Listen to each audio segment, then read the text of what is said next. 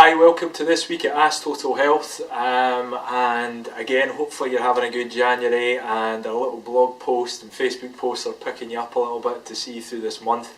It only gets easier after this, honestly it does. So what we're going to look at today is getting down to business and how we get more efficient with our training. So how do we get the most out of our training, basically? It's great, we're putting effort, we're putting energy into our training, but so many of us, and we see it, personal trainers and coaches see it all the time. What trainers and coaches tend to do, we tend to add that little bit extra to what people are doing with their training. So there's lots of people I've seen over the years that have been training really hard, getting decent results, and then my job is to then just make things work a bit more efficiently so they get the most out of their time and their training. A lot of the time you'll find that if you can become more efficient in structuring your training plan as well, you spend less time but you get greater results because your body's working more efficiently when you're training, when you're not training. You know how to build yourself to that peak so you can push yourself harder, but you also know how to wind yourself down and put yourself into recovery zone, and then you get all the recovery aspect and all the benefits of training, and you're ready for your next session. So we're going to look at 5 main tips for that. So the first one is getting a good warm up. I know a lot of time we kind of think, I've not got time to warm up, I just want to I want to do my workout. If I do a longer warm up, then that means I'm going to have less time to work out. Now, it's not always volume, it's, think about quality versus quantity here, yeah? So if you take your time warming up, slowly increasing the temperature and your heart rate if you're doing more cardio work, and whatever you're doing some joint mobility, so you're realigning your posture, you get yourself into a good position, your body's going to function far more efficiently when you then go on to your main workout. So if you're doing kettlebell swings, if you're running, whatever it is, your body's going to be far more efficient, wasting less energy, so you're going to be able to push it, you're going to be able to run that a little bit faster, put the incline up, go a heavier weight in the kettlebell because your posture's in a better position. So there's all these different things. So it's going to make your body in a better state so you can work harder.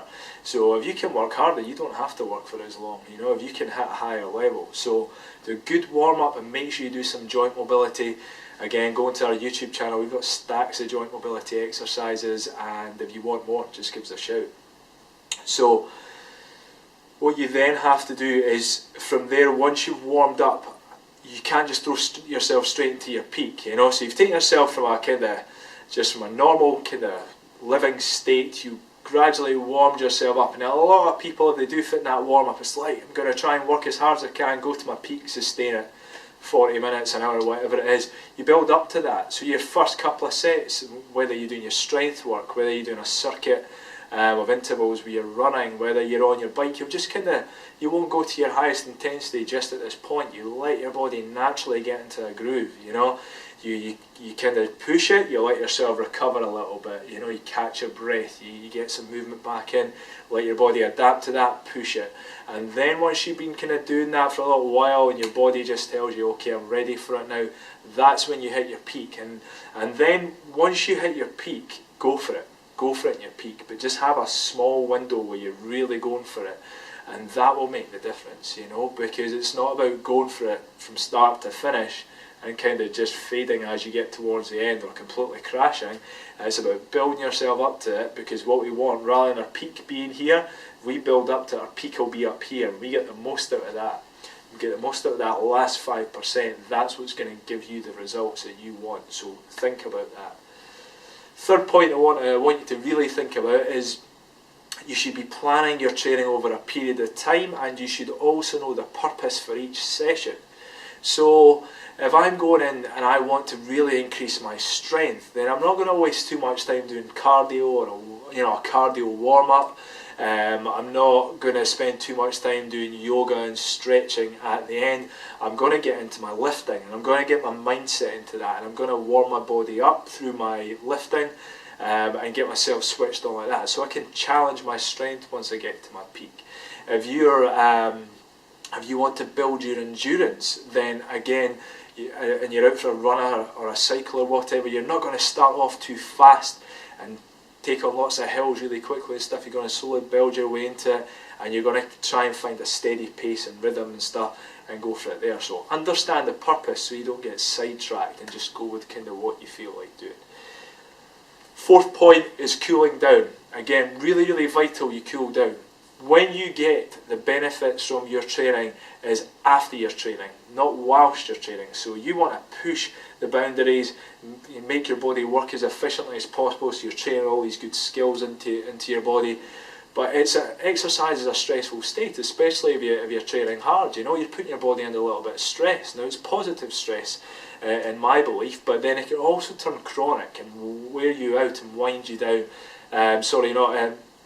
Wear you out and burn you out, not wind you down. What we're looking for is for you to wind yourself down, because rather than you being in this stress state where blood pressure's high, heart rate's high, sympathetic nervous system, which is your fight or flight nervous system, it's engaged, and your immunity is low, and all the blood is to the muscles here. What we want to do is we want to bring all that down. So cool yourself down, just smoothly pull yourself out of the workout. It can be for going for a little walk, do some stretching, do a little bit of relaxation, some deep breathing into the stomach, some meditation, whatever you feel. But ideally you would gradually take your way down from your workout, then stretch, and ideally, you know, do a little bit of kind of deep breathing or deep relaxation meditation at the end. And what that's going to do is going to switch off your fight or flight nervous system, put you into recovery mode. Get all the blood back to the organs so that you start repairing, making the most out of repairing cells and tissues. It's going to bring your heart rate down, blood pressure down. You're going to be in a calmer state and ready for recovery, so that you finish your workout, you go away, your body's starting to repair straight away, and it's going to get the most out of that repair. Whereas if you don't cool down, your body's still just using up adrenaline, all those emergency hormones, and your blood pressure and heart rate's high, so you're just burning energy. Even when you're sitting down and you're not properly recovering, you're still using your energy up. So if you do that and you're consistently doing that with your workouts, then you will be able to train harder. You will have more energy when you're not exercising.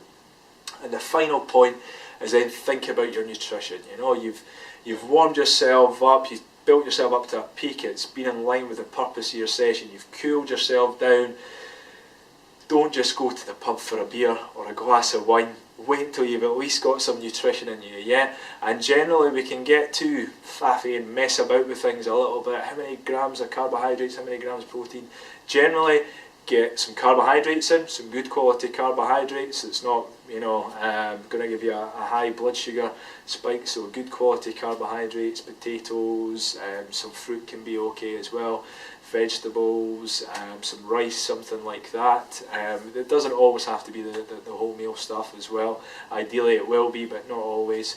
Get a little bit of protein in there, that'll help repair your muscle tissue, and ideally you can get some fats in there as well, you know, so use some oil, coconut oil, good olive oil, something like that, some nuts, some seeds, and then you get a balance of carbohydrates, proteins and fats. That's going to replenish all your energy systems, replenish your body, and then see you through for the recovery. So it really is as simple as that, and if you are that precise with every session and your recovery, you get into those habits, you're going to be so much fitter than you've ever been, and healthier and kind of happier and more energised as well. So please follow those points. If you have any specific questions on them, just email us info@totalhealth.uk.com. Enjoy your training.